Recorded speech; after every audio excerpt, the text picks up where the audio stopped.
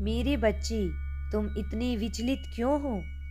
क्या तुम अपने विचारों को कर्मों में बदलने के लिए विचलित हो रहे हो, भयभीत हो रहे हो? मैं जानता हूँ तुम्हारा विश्वास मुझ पर अटूट है।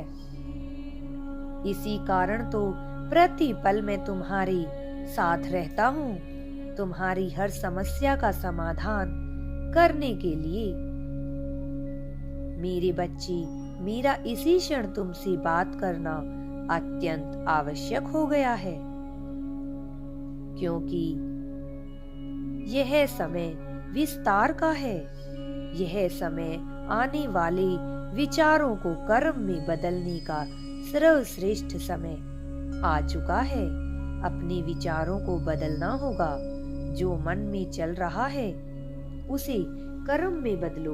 भाग्य और प्रकृति दोनों ही तुम्हारा साथ देने के लिए तत्पर खड़े हैं। अपने आप पर विश्वास करो।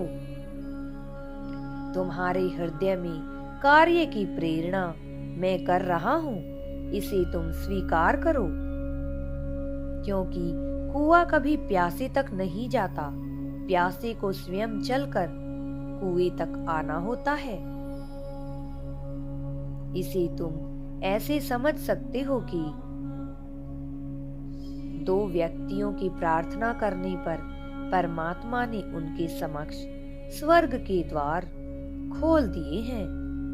वे दोनों थोड़ी ही दूरी पर बैठे हुए थे। दोनों के मन में प्रेरणा हुई।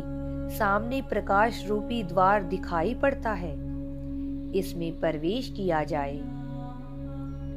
एक व्यक्ति ने सोचा, मुझे वहां तक जाने के लिए उठना पड़ेगा, चलना पड़ेगा। यदि वह दिव्य द्वार है तो स्वयं मुझ तक चलकर आए। किंतु दूसरे व्यक्ति ने अपने अंतर्मन की आवाज सुनी और विश्वास किया कि ऐसा नहीं होता है, कि मैं इस काबिल नहीं था, किंतु यदि मेरे समक्ष ऐसा अवसर है तो मैं प्रयास अवश्य करूंगा। और वह तुरंत उठकर आगे बढ़ने लगा। थोड़ी ही देर में प्रयास करने वाला व्यक्ति उस दिव्य द्वार में प्रवेश कर गया, जहां उसके सारे दुख समाप्त हो गए और उसका जीवन सदा के लिए आनंद से भर गया।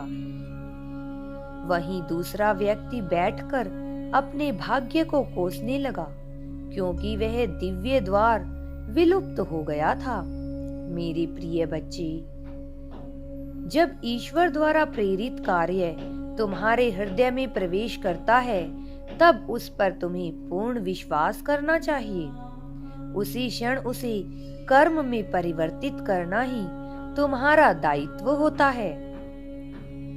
फिर सामने चाहे कितनी ही बाधाएं क्यों न खड़ी हो जाएं, तुम्हें उसे कर्म में परिवर्तित करना ही होगा। यदि कोई कार्य की प्रेरणा ईश्वर ने दी है तो उसी में तुम्हारी सर्वश्रेष्ठ सफलता का रहस्य छुपा होता है, जिसे तुम अभी नहीं समझ सकते, किंतु अंत में समझ जाओगे। लेकिन तब देर हो जाती है। इसलिए अपने भाग्य पर ना डिपेंड करते हुए परमात्मा के संकेतों पर ध्यान दें।